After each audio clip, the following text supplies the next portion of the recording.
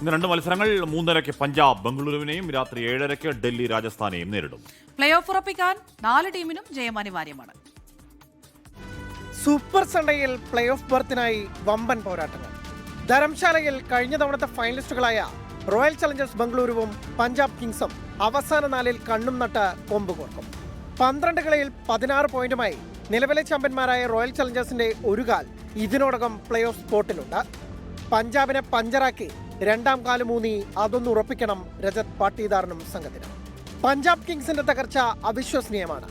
ആദ്യ 7 കളിയിലും തോൽവി അറിയാതെ കുതിച്ച ശ്രേയസ് അയ്യരും സംഘവും കഴിഞ്ഞ 5-ലും തോറ്റു.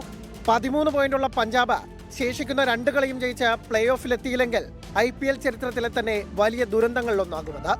രാത്രി 7:30 ഡൽഹിയിലുമുണ്ടൊരു ഡു ഓർ ഡൈ മാച്ച്.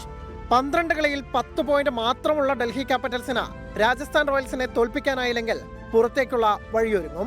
11 കളിയിൽ 12 പോയിന്റുള്ള രാജസ്ഥാൻ റോയൽസിന് ശേഷിക്കുന്ന 3-ൽ 2-എണ്ണത്തിൽ ജയം വേണം അവസാന 4-ലെത്താൻ. എന്നാൽ അവസാന 7-ൽ 5-ലും തോറ്റ രാജസ്ഥാന് ആ കടമ്പ കടക്കാനാവുമോ എന്ന് കണ്ടറിയണം. Sports desk 24.